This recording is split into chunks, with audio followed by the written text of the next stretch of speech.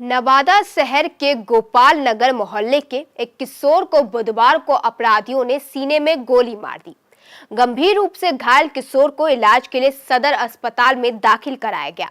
सूचना के बाद पुलिस मामले की जांच पड़ताल में जुट गई है। घटना के पीछे रहे कारणों के बारे में अब तक स्थिति साफ नहीं हो सकी है। बताया जाता है कि संकट मोचन मंदिर के पीछे स्थित गोपाल नगर मोहल्ले निवासी रंजीत चौधरी का 12 वर्षीय बेटा प्रेम कुमार ब्लॉक के समीप ही अपनी गुमटी नुमा दुकान पर बैठा था, तभी उसे सीने में गोली मार दी गई।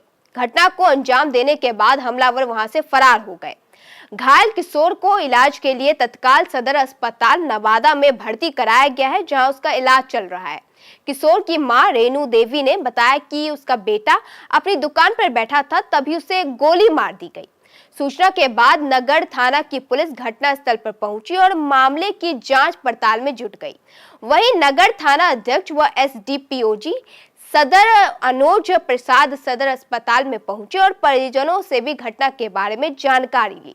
पुलिस हमलावर की गिरफ्तारी के प्रयास में जुटी हुई है। जख्मी बालक के अनुसार हमलावर राहुल कुमार था और गोली किस वजह से उसने मारा, इसका पता अभी तक नहीं चल सका है। वैसे ये बात भी सामने आई है कि जख्मी और हमलावर आपस में दोस्त है। इसी बीच सदर अस्पताल पहुंचे एसडीपीओ ने परिजनों से मिली जानकारी के आधार पर बताया कि हमलावर पड़ोस का ही है। फिलहाल पीड़ित किशोर खतरे से बाहर है। उन्होंने कहा कि अभी भी कार्रवाई जारी है और हम जल्द से जल्द उस अपराधी को अपने गिरफ्त में लेंगे।